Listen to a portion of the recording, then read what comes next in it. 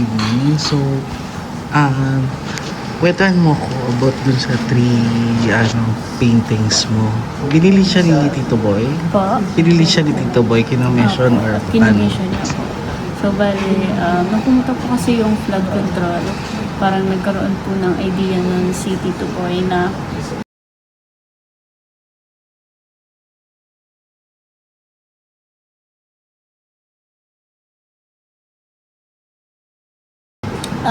magpagawa ng paintings about doon para lang kumbaga maalala ng mga tao, di ba, ma-preserve yung issue na yun na hindi makalimutan.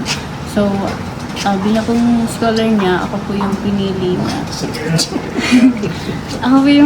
niya na gumawa.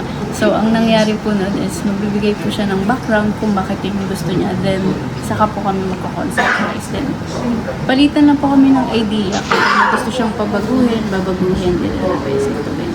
hanggang sa una po, isang artwork lang yung pinapagawa niya. Then, nakapag-develop po siya ng idea na gumawa ng buhaya serye, which is yun, napunta po siya sa 3 artworks.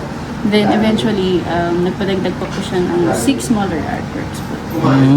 So, technically, parang collaboration yun Yes. Tito Boy. So, kumusta bilang kaka-collaborate ang isang Boy Abunda? Actually, nakaka-intimidate po at first kasi syempre, malaking tao po si Tito Boy sa Philippines and alam po natin din na matalino ka. So parang medyo may pressure po kung naramdaman nun. And first, ko rin po siya, big project, kumbaga. So, parang mas pinush ko rin po talaga yung sarili ko noon na masatisfy siya sa kung ano yung idea na gusto niyang kalabasan. Sa painting na yan, bigyan mo ko ng figures. Gaano siya katagal, in terms of hours, days, nagkaroon ba ng revisions, paano? Bigyan mo ko ng figures. Okay. Ang una po kasi nangyayari is conceptualization. So, nauuna po talaga kasi mas okay po sa akin na kumpleto lahat bago ako magsimula. So, after ko mag-conceptualize, kumpleto na lahat. Magpipainting po ako siguro maximum ko na 5 hours a day. Then, overall, abutin ng ganyan kalaking painting ng 1.5 months po. And, Per painting? yes po. Tsaka, pero dun sa 1.5 months, hindi naman po siya everyday kasi may po kayo na overwhelm ako kapag tuloy-tuloy. So, kailangan ko rin po ng pahinga. And kanina, syempre, nalaman namin na medyo pinakikinggan mo yung song ni Glock 9 while doing that. Bigyan mo pa kami ng more idea regarding that. Okay.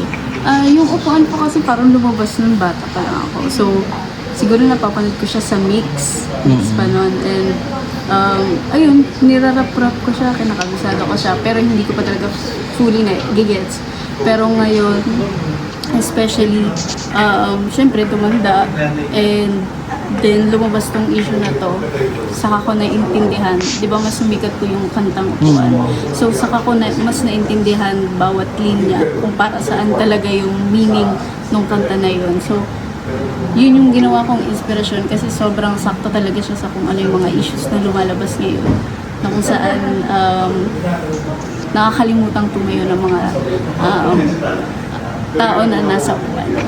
Ayan. So, bigyan mo kami ng idea dun sa first 3 paintings na yan. Ano lang, brief story lang regarding dun sa yung pang YouTube yung pang YouTube na story. Ayan. Ito dito. Anong meron dyan? Diyan sa unang painting ko, siguro pinapakita ng imbes na ang mga politicians ang bumubuhat sa atin, tayo ang bumubuhat sa kanila. And very evident din po dyan sa painting na tayo ang hihirapan, sila ang payapa, sila ang angas. And doon naman po sa background, parang pinapakita yung broader situation ng mga ordinary citizens sa Pilipinas, kung saan May victims na pinapakita yung poverty, poor healthcare, and also may mga fighters pa rin kahit ano. Dito naman sa gitna. Yung gitna po. Pero updated, naka-iPhone sa 13 Pro Max. Yan naman po, it's all about Nepo Babies po. So yung title po kasi niyan is Their Luxury or Misery. So kumbaga, yung mga magagandang gamit, expensive things, expensive life nila ngayon. Kumbaga, nagre-reflect sa mga Pilipino negatively kasi kumbaga, hindi nila kinod out yung mga parents nila na involved sa corruption.